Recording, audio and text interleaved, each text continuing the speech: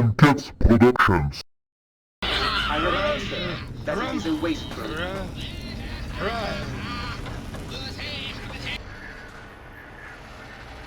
The lobotomites.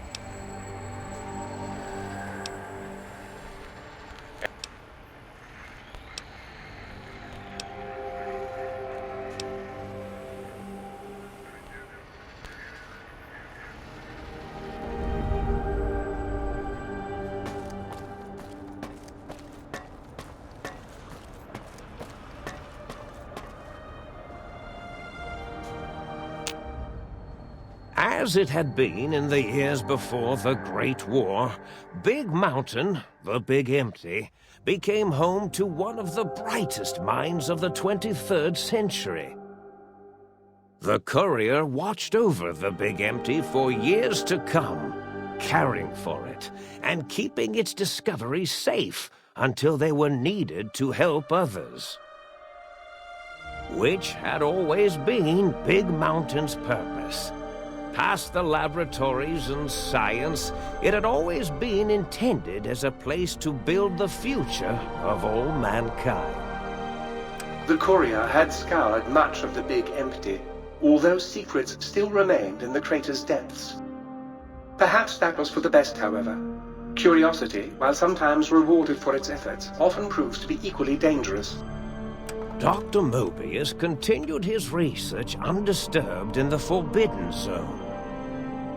As much as he had attempted to create better scorpions, he tried the same with humanity, with considerably less success. These failures didn't bother him overmuch. Once the rush of mentats wore off, he forgot he had failed in any event. After all, the bright young mind who had come to visit him in the Forbidden Zone had already exceeded his expectations. The sink atop the dome bustled with the voices of a small town, constantly chirping, arguing, and snarling at each other. Still, this all happened productively in the interests of its new owner.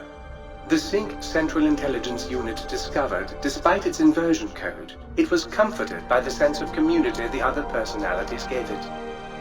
The Biological Research Station, obsessed with seeding everything in sight, requested a transfer to the X-22 Botanical Garden, so that it might, in its own words, sensually fertilize the garden's smooth contours.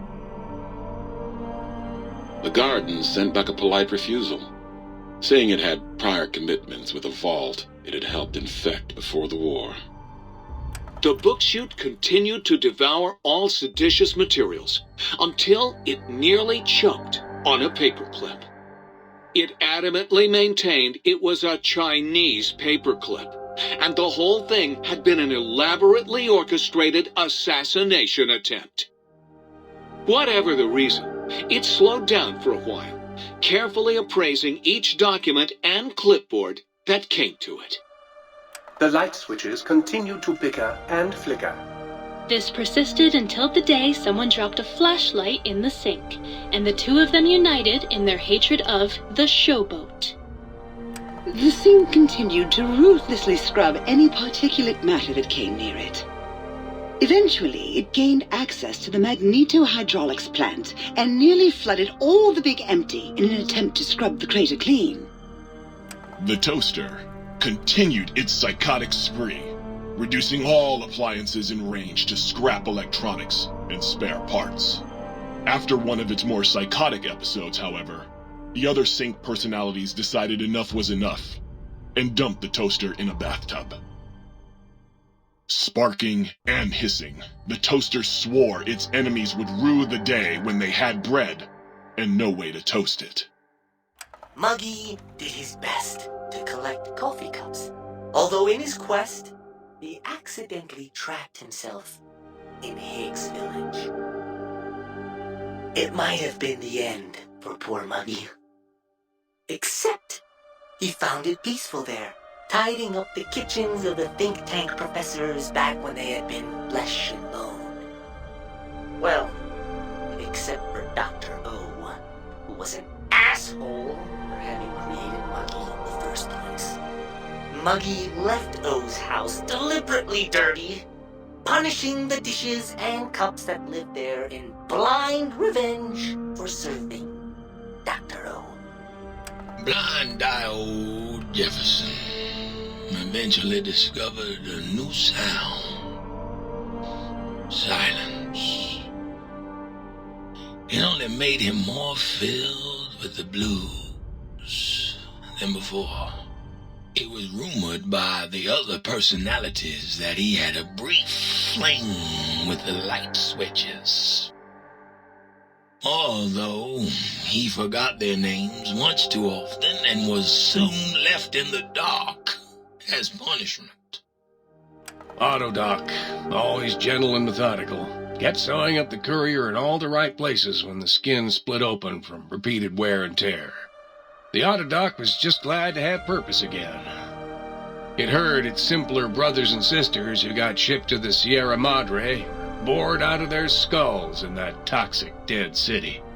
In time, the Autodoc found a way to deactivate the Y-17 trauma harnesses, releasing the corpses they had held prisoner for almost 200 years. As the courier ran through the X-8 facility multiple times, the computers analyzed the test subject's movements. Rather than performing a superficial observation, they realized the subject barely knew what communism was, or even what a high school was. This confused